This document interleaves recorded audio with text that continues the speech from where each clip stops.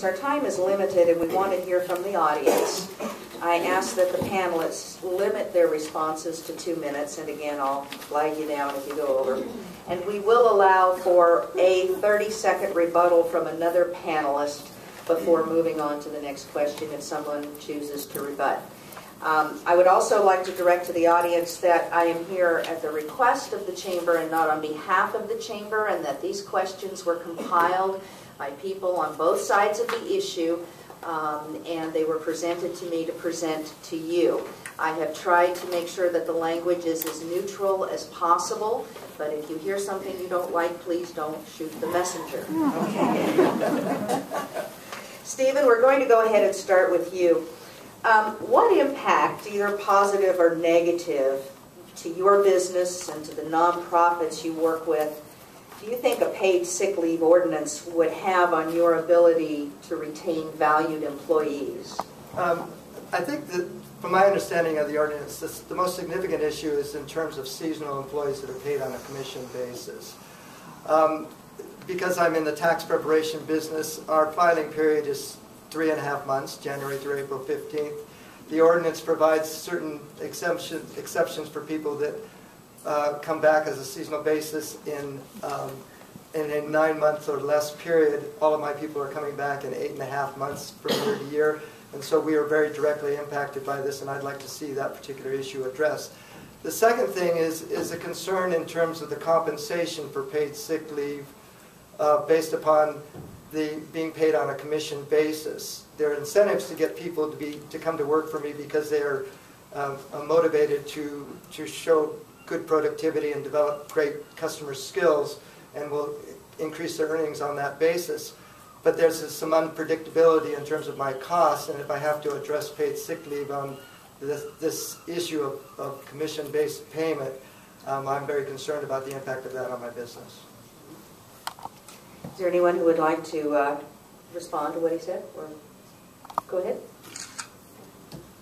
Well, I think one of the issues of seasonal employment, it is an important issue, and businesses, of course, benefit greatly when they can have somebody who's trained and knows their business and knows their customers come back year after year. But no business is required to hire somebody again if that person did not work out. So somebody who's being employed by a business year after year after year, of course they're not going to earn very much in those 3 months that they're employed, but there's really no reason why, there's certainly no public health reason why people should be denied the ability to take sick leave simply because they're not year-round full-time workers. Okay. Jody, you worked with other small businesses to draft this proposal, so that includes built-in flexibility for different types of businesses. Can you describe the flexibility that's included in this proposal? And do you think it would address the issues that have been brought up so far? Yeah, thanks for asking that. There's a couple of things that are unique to the City of Seattle. It's not a one-size-fits-all policy. For one, the proposal recognizes paid time off, so you can combine sick leave, vacation, and personal leave into paid time off. That's what we do at Cupcake Royale.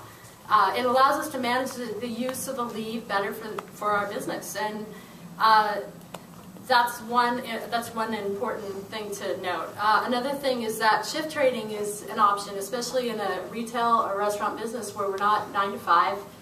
Call in, put your phone on Do Not Disturb.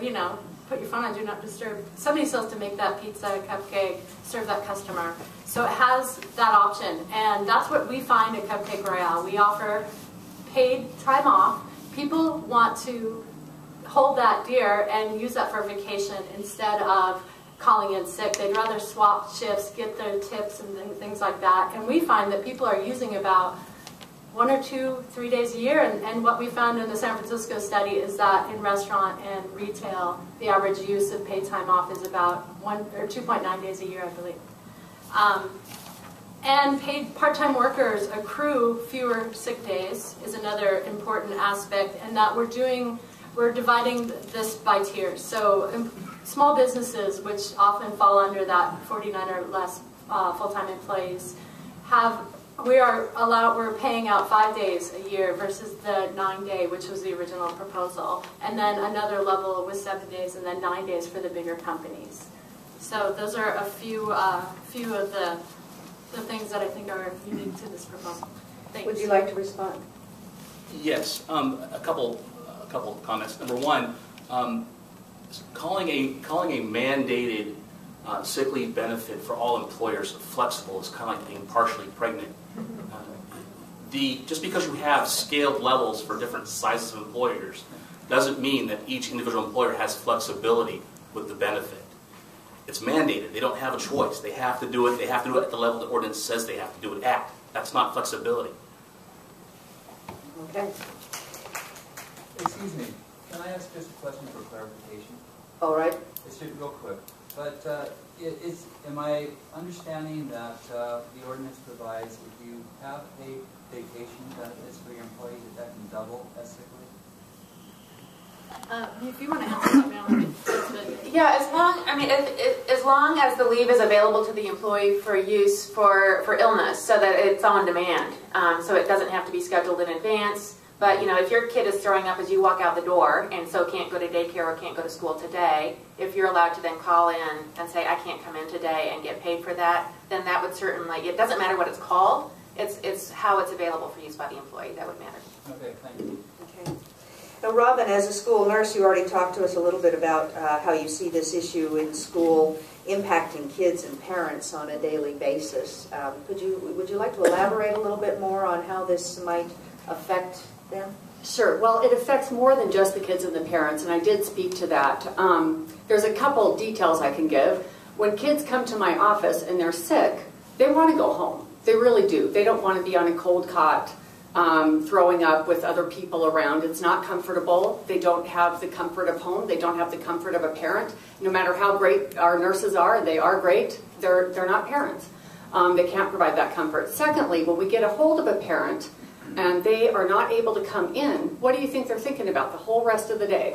All they can think about is my sick kid. What's happening? Has the fever gone up? They can't work. They can't be productive. Even if they're physically there, they are not mentally there. So it has wide impacts. It also has impacts on our teaching staff. So when we allow sick kids to stay at school and spread the disease, our teachers get sick. They then have to call in subs who come in, and there's a lack of continuity with kids getting the education that they need to have.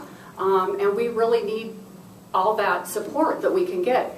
So the other thing is, when I have kids in my office that I have to take care of because they're sick, and I'm limited, it's not an ER, I don't have all the equipment, and I've got, 1,400 kids at my school, it disrupts me from being able to accomplish the other activities that are really necessary to serving the school as a whole. So emergency care plans, doing a lot of collaborating with people in the community, health education, emergency preparedness for the building. There's a lot of issues that school nurses tend to, besides dealing with individuals one-on-one, that are very important, and my work gets drawn away from that when I'm taking care of someone who shouldn't be there. Would any of the panelists like to respond? All right, moving along.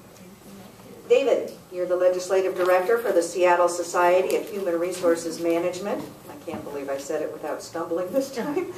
From what you're hearing from your members, will paid sick leave change the benefits packages currently provided to employees, and how? Yes. The how is that there's a plethora of data that supports that the most common response by employers whenever there's a mandated benefit, this is data that is reported in the economic journals of our finance institutions, that the most common response is a reduction in compensation in some other area to maintain the profit margin. So what that means for the employees is that there's a zero-sum net gain, and perhaps even a negative response. What I mean by that, I want to explain that a little bit further, is that by enacting legislation like this without being aware of the full economic impact, we'd be passing a law that could negatively detriment the people that it's trying to help, because the response by the employer community could be, well, we're just going to reduce pay, or we're going to reduce benefits if we're already at minimum wage, and then the net impact on the targeted audience that they're trying to help could be a negative gain. It could be